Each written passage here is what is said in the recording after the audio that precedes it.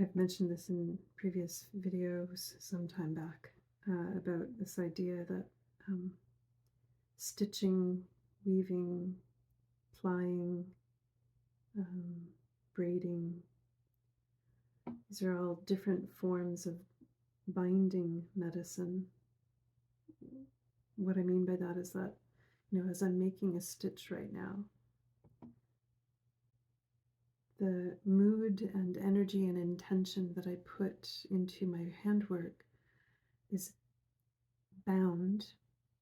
When I pull the thread, it's bound into whatever it is that I'm creating. So there's this project that I've been working on, and it's what I call a community care blanket. It's not uncommon that people get together and they knit hats for, babies who are preemies, or maybe they knit um, hats and mitts and scarves to give to social service organizations. There's lots of people who get together and make quilts who give them to social service organizations. So it's the same idea as that. The community care blanket, I use scraps that have been donated, and I invite people to come sit down and to learn a stitch and to make a stitch. And the idea is that we have many hands coming and contributing to the blanket. And as they learn how to stitch, they have the opportunity to put care into their stitches so that whoever receives the blanket when it's done, and it does get donated, gets to have not only that as a story that's been stitched into the blanket, but has all of that good energy in it as well, as a gift and as care. And I think that's, something that's really important. One of the people who sat down to stitch with me a few weeks back, it was his first time, making embroidery style stitches. And I said, this is really therapeutic. Like, I can do this for my mental health. And I'm like, yeah, it is actually quite therapeutic.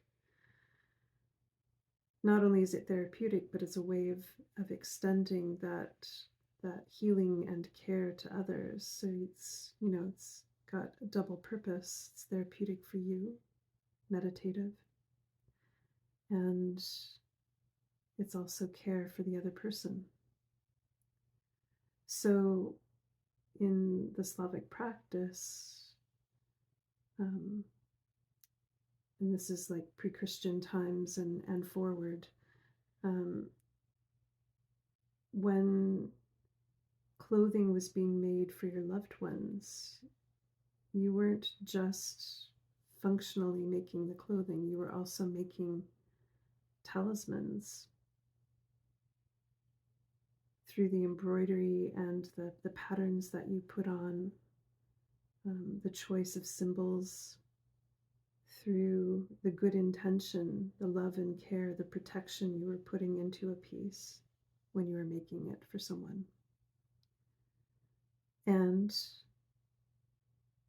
not only that, but sometimes, if you wanted to extend the protection and care to your loved one because maybe they had to travel far away, or maybe they had to go to battle or war, you can sew in some of your hair into the seam. So a mother would do that for her son, or a woman would do that for her lover, and they would carry the person who received it would carry that with them as, again, a talisman, as a way of keeping their loved ones close to them, close to their body. I think that's really beautiful, and it's something that guides my work when I'm making something for somebody else or when I'm making it for myself.